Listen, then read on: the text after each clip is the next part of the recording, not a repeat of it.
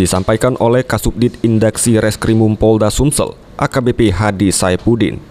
Sejauh ini pihaknya telah berkoordinasi dan melakukan penyelidikan setiap harinya terkait kelangkaan minyak goreng di Sumsel.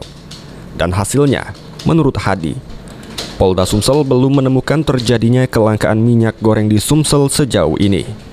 Pangan Polda maupun Satgas Pangan yang ada di Polres-Polres. Dan belum ada ditemukan adanya indikasi penimbunan. Dan hari ini laporan dari Satgas Pangan kota, kabupaten maupun kota yang ada di Polres-Polres, kita tidak terjadi kelangkaan di daerah. Masih ada, tidak terjadi kelangkaan. Yang hari ini. Polda Sumsel sendiri khususnya tim Satgas Pangan menduga penyebab timbulnya kondisi migor saat ini karena adanya euforia dari masyarakat dengan harga murah migor saat ini. Firman Hidayat, PAL TV.